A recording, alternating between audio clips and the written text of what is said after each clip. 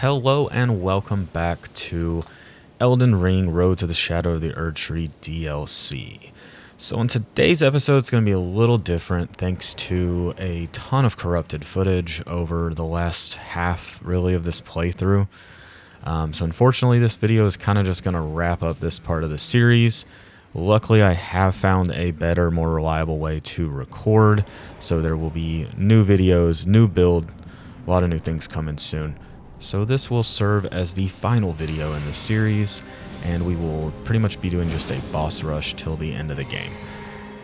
So we're going to start that boss rush off with the Fire Giant.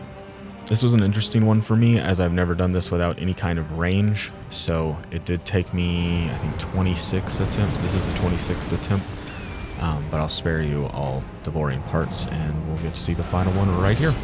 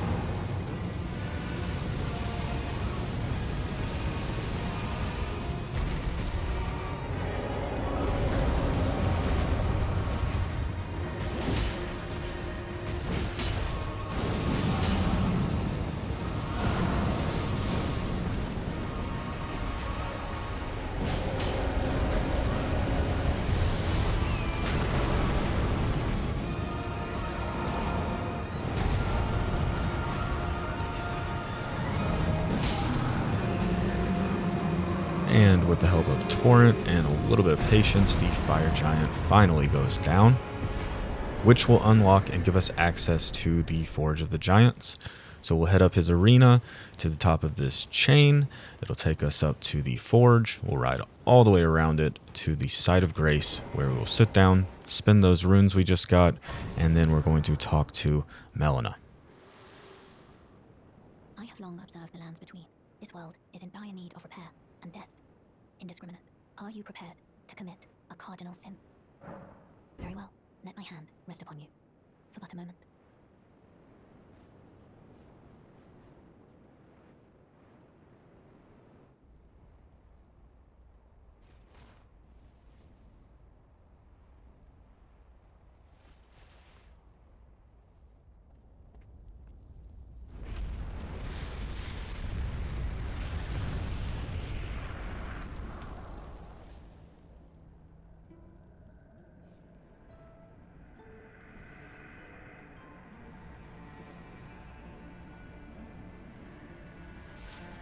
O Erdtree, you shall burn.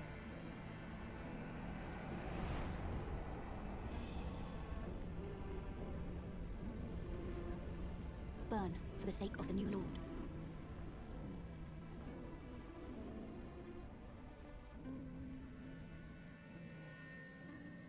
Thank you for guiding me here.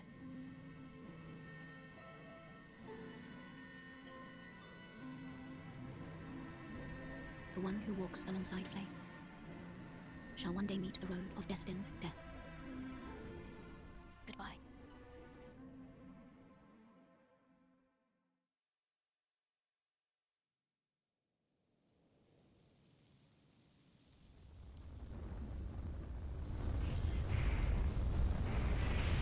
After burning the Erdtree, Melina teleports us to Crumbling Ferrum Azula. Once we get here, we do a quick little run, pick up some items, and head to the first of 2 required mini-bosses in this area, the Godskin Duo. As you can see, this is not my first attempt, and we're going to, of course, use the Sleep Pot strategy. So if you've never tried this or don't know about this, this kind of helps this fight be, I wouldn't quite say fully easy mode, but it's the closest you're going to get. Because if you have fought these guys straight up, you know what a pain in the butt they are.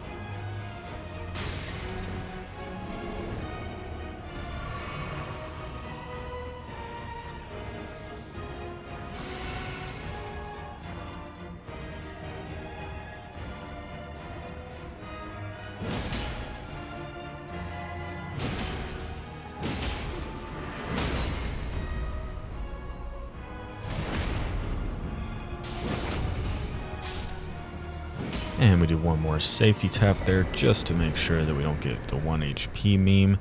And then we're going to head further into Ferrum Azula, past some more enemies, just making some runs, grabbing mostly smithing stones to upgrade our weapon. We're going to take on this tree sentinel that is guarding the arena to the beast clergyman. You might remember him from earlier. We were feeding him death root. He gave us the seal that we're using. And now we're going to fight him.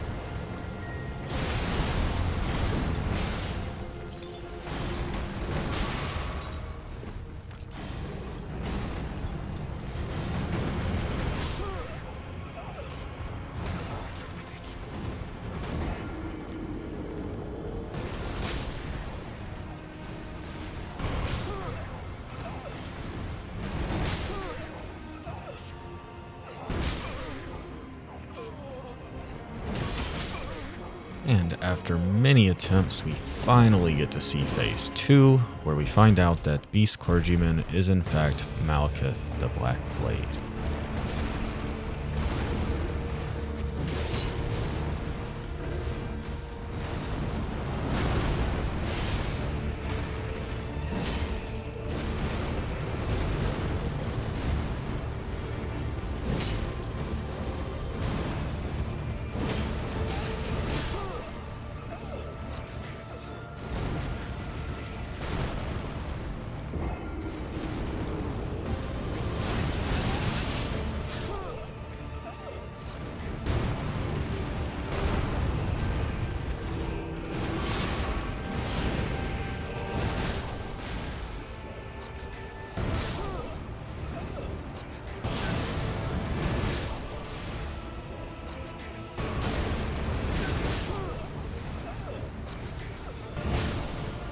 And after many attempts and learning Malekith's name very well, we do a little strat change where we strip down so that we can get a light roll, and then we go in with a little better iframes on our dodges.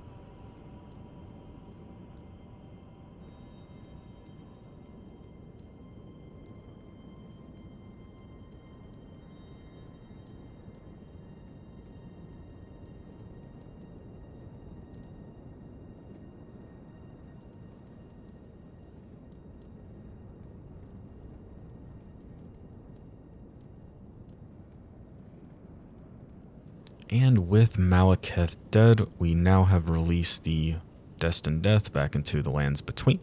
So from here, we're going to head on over to the Consecrated Snowfield, where we will take on a dual Knights Cavalry fight that will give us mostly their armor, as well as a bunch of runes to spend.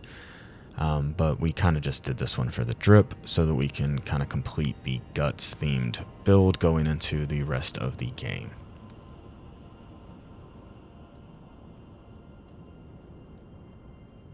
So with our new Guts armor intact, we're going to head on over to Mogwin Palace, down this path through the crazy little riverbed of blood, up the dark cave, up some more stairs past a bunch of exploding blood enemies, and then it's going to bring us to the lift that will take us into the Moog Lord of Blood boss fight.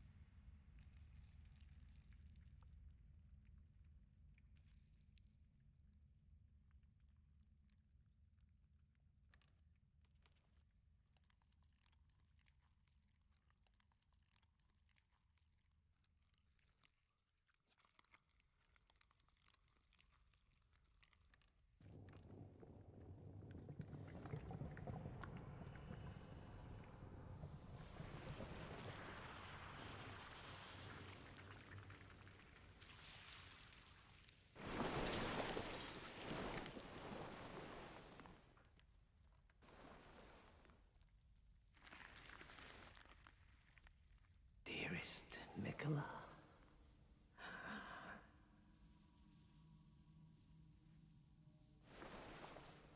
you must abide alone a while.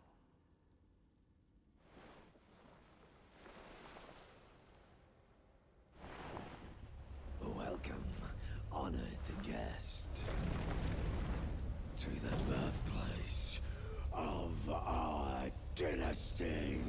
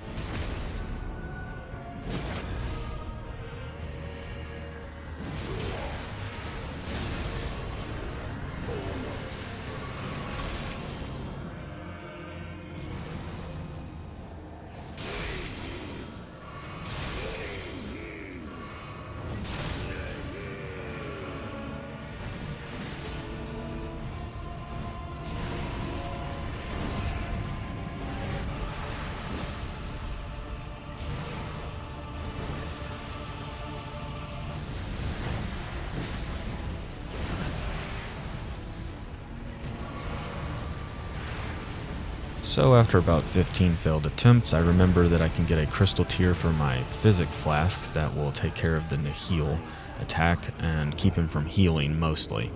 So I head on over to the Second Church America, just outside the capital, and take on the invader Eleonora, get her pole blade, but more importantly, get the purifying crystal tear. With that intact and a little strategy change for that light roll again, we head on in and take on Moog Lord of Blood for the final time. This is attempt 48, I believe.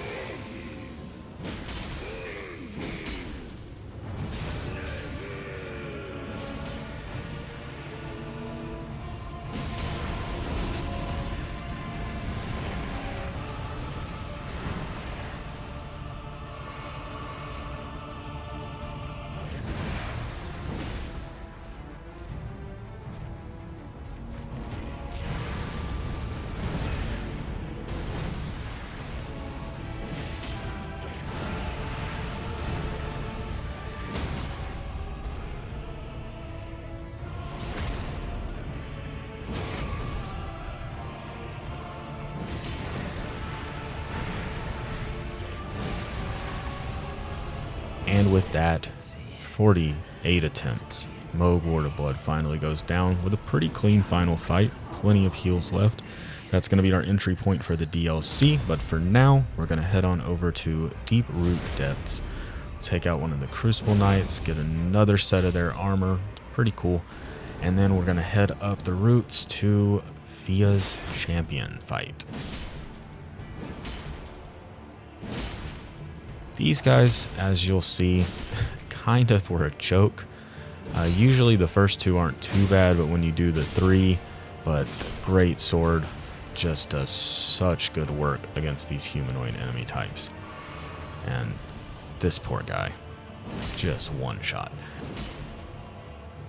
With her champions defeated, Fia's going to spawn in and tell us, hey, we need a couple more items. So we're going to make a little run, finish up part of Ronnie's quest line, get the Cursed Mark of Death, bring that back, give it to Fia, talk to her, rest, and then we're going to go enter her dream and take on Fortisax, the Lich Dragon.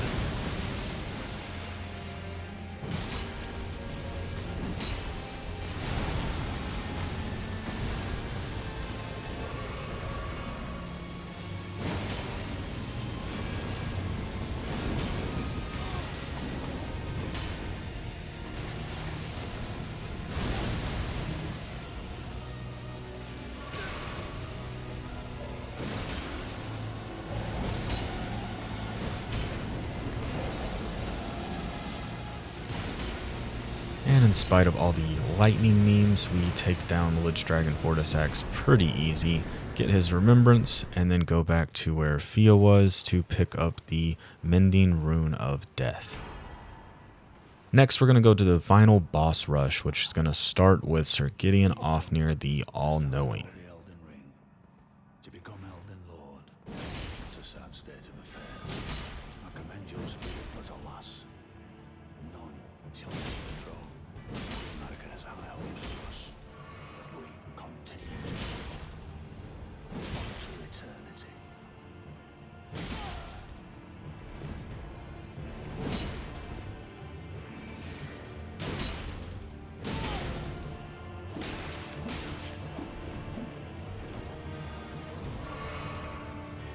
And in true Gideon fashion, he's going to meme us as he's just one tiny little hit away. I mean, I could have just rolled into him probably and got that damage, but if you don't know anything about Gideon, the gimmick to this fight is that he actually uses spells from all the bosses you have defeated previously. So quite frankly, the earlier you can rush this part of the capital and take him out, kind of the better off you end up being. With him finally down, he's going to give like a 10-minute monologue here, and then we're going to grab this Grace, head down the path. Once we get down there, we're going to grab another side of Grace, and then head up the stairs to fight Godfrey, the first Elden Lord.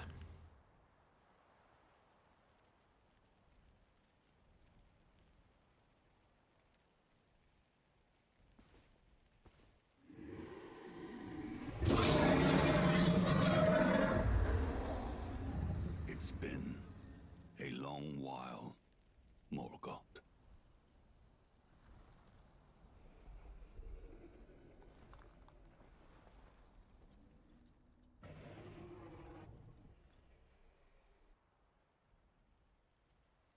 Long and hard didst thou fight, tarnished warrior, spurned by the grace of gold.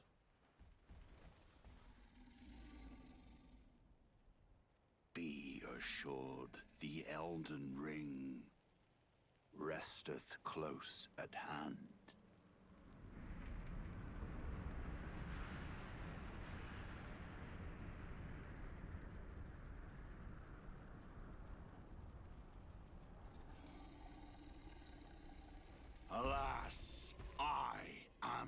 returned.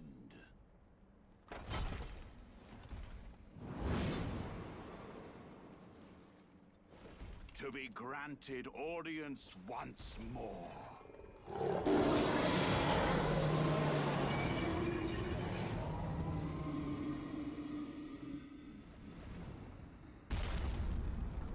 Upon my name as Godfrey, the first Elden Lord.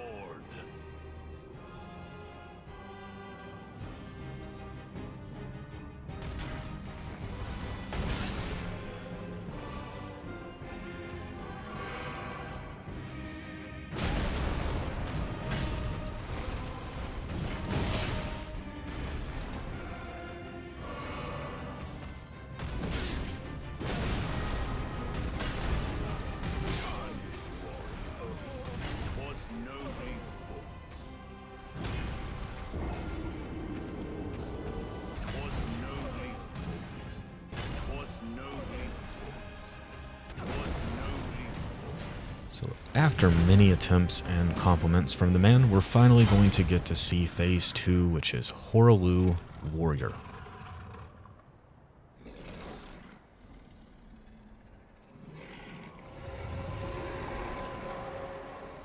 That will be all.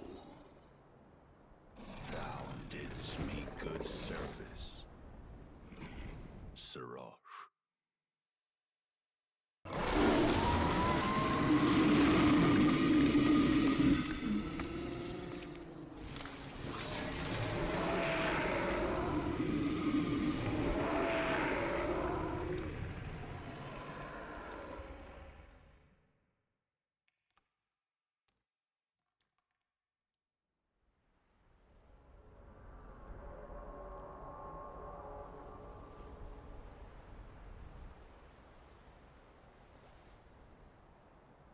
I've given thee courtesy enough.